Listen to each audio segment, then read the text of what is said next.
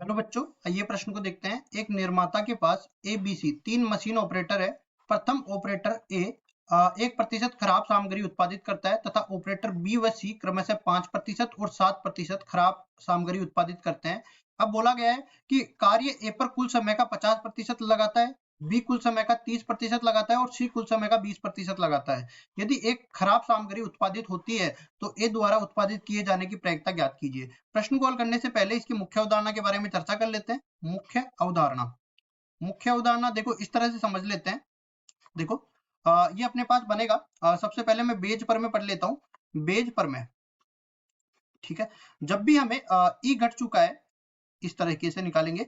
ई घट चुका है तब ए के घटित होने की प्रायिकता, ए घट चुका है तब ई के घटित होने की प्रायिकता निकालेंगे तो ये किसके बराबर आ जाएगा। देखो इस तरीके से अपने पास नीचे तो अपने पास ए के परिणाम आ जाएंगे, तो कुल मिला के इसको कहेंगे हम लोग इस तरीके से। देखो इसको मैं E1 बोल देता हूं, तो ऊपर तो क्या हो जाएगा पी E1 और गुणा में पी ए अपॉन में E1। ये बन गया, मतलब E1 घट चुकी है तब ए के घटने की प्रायिकता। और नीचे क्या आ जाएगी, नीचे अपने पास इस तरह से आती है पी E1 और इसके साथ आ जाएगा पी E1 घट चुकी है तब ए की घटने की प्रायिकता। इसी तरह आगे भी अपने पास अनेक घटनाएं हो सकती है। ए बटा में E2 इस तरह से बनेगा और सारी प्रायिकताएं इसमें जुड़ जाएगी। ठीक है, मतलब संपूर्ण प्रायिकता प्रमेय का उपयोग करते हुए तो मैं नीचे वाले का मान निकाल लूंगा ए के घटने की प्रायिकता का, और इसमें देखो ए घट चुकी है तब E1 के घटने की प्रायिकता, मतलब E1 और ए की एक साथ घटने की प्रायिकता का ऊपर मैं अंश में ले लेता हूँ। इस तरह कहलाती है ये बेज प्रमेय। तो देख लेते हैं, यहाँ पे निर्धारित कर देते हैं। सबसे पहली चीज ए, यहाँ पे पहले तो ए घटना निर्धारित कर लेता हूं मैं। क्या ए घटना, यहाँ पे बोल देता हूँ ए घटना को क्या मशीन ए का कुल समय, मशीन ए द्वारा उत्पादन में लिया गया समय, या फिर बोल सकते हैं कि ए पर कुल समय का 50% लगाता है। तो ए द्वारा उत्पादन कितना हो जाएगा, ये 50% के बराबर दे रखा है तो 50%। तो यहाँ पे पी ए की प्रायिकता मैं बोल सकता हूँ किसके बराबर आ जाएगी, 50/100 के बराबर आ जाएगी। इसी तरह और आगे बढ़ते हैं और बी के बारे में बोल देते हैं। तो इसमें बोलेंगे मशीन बी द्वारा उत्पादन, ये अपने पास कितना दे रखा है, ये बराबर दे रखा है 30% के। तो ये अगर मैं पी बी की प्रायिकता निकालना चाहूं तो ये बराबर हो जाएगी 20/100 के बराबर। इसी तरह आगे बढ़ते हैं और सी जो मैं बोल देता हूं, मशीन सी द्वारा उत्पादन, तो ये कितना प्रतिशत दे रखा है, 20% के बराबर दे रखा है। तो पीसी मतलब सी के घटित होने की प्रायिकता किसके बराबर हो जाएगी, 20/100 के बराबर हो जाएगी। अब देखो खराब वस्तु उत्पादित होना, डी मैं बोल देता हूं खराब वस्तु उत्पादन होना, खराब वस्तु उत्पादन होना, उत्पादित होना। अब खराब वस्तु उत्पादित ए से भी हो सकती है, बी से भी हो सकती है और सी से भी हो सकती है। तो सबसे पहले मैं डी ए द्वारा खराब वस्तु उत्पादित होना, इसका मान मैं निकालूंगा। तो ये किसके बराबर आ जाएगा, ये बराबर आ जाएगा ए द्वारा खराब वस्तु उत्पादित होना, ये हमें 1% के बराबर दे रखा है तो 1/100 के बराबर आ जाएगा। इसी तरह अगर मैं पी डी मतलब बी द्वारा खराब वस्तु उत्पादित होना, ये किसके बराबर आ जाएगा, ये कितना दे रखा है 5% के बराबर। तो ये भी आ जाएगा देखो 5%, मतलब 5/100 इसको लिख सकते हैं। इसी तरह सी द्वारा खराब वस्तु उत्पादित होना, ये किसके बराबर आ जाएगा, ये 7% के बराबर दे रखा है देखो यहाँ पे। तो इसको भी लिख देते हैं 7/100 के बराबर ये आ गया।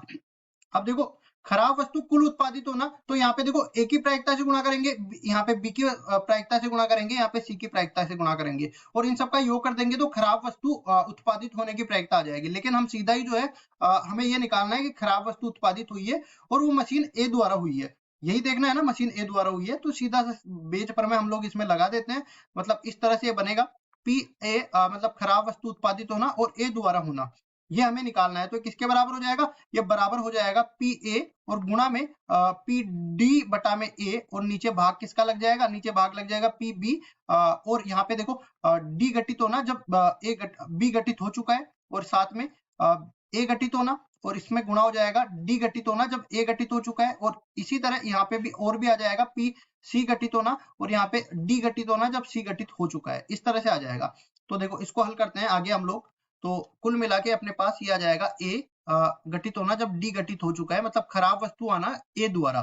तो ये किसके बराबर आ जाएगा, पी ए का मान हमने क्या निकाला है, पी ए का मान निकाला है 50/100 के बराबर। तो लिखते हैं इसको 50/100 इसी तरह ये देखो d बटा a का मान किसके बराबर निकाला, 1/100 के बराबर, तो ये भी आ जाएगा 1/100। इसी तरह नीचे अपने पास एक बार तो आ जाएगा 50/100 गुणा में 1/100 के बराबर। फिर आगे बढ़ते हैं, अगले वाले में क्या दे रखा है, पीबी की प्रायिकता दे रखी है 20/100 और इसके द्वारा खराब वस्तु उत्पादित होने की 5/100 के बराबर। तो इसको भी लिख सकते हैं, देखो 30/100 सॉरी 30 है या 20 है, देख लेते हैं एक बार। ठीक है, बी द्वारा उत्पादित होने को यहाँ पे उल्टा मैंने लिखा है, सॉरी 30% है तो यहाँ पे 30/100 आएगा और इधर 20/100 आएगा। अब सही है, तो अब इसका देखो 30/100 तो 5/100 से गुणा हो जाएगा और 20/100 7/100 से गुणा हो जाएगा। तो लिखते हैं 30/100 को गुणा कर दिया 5/100 से और इसी तरह प्लस में 20/100 को गुणा कर दिया 7/100 से। अब इसको आगे हल कर लेते हैं, तो देखो सबके भाग में 100 गुणा में 100 आ रहा है, तो ये तो आपस में कट जाएगा और कुल मिला के डी घटित हो चुका है। तो ए के घटने की प्रायिकता किसके बराबर आ जाएगी, ऊपर तो अपने पास 50 बच गया, यहाँ से अपने पास 50 बचा और 30 पंजे 150 बच गया और क्या बचा 20 7 140 बच गया। इसको आगे और हल कर लेते हैं, तो ऊपर तो अपने पास 50 आ जाएगा और नीचे देख लेते हैं ये 200 और यहाँ पे कितना बनेगा 200 और 140 कितना हो जाएगा 340 के बराबर। तो 340 यहाँ पे आ जाएगा।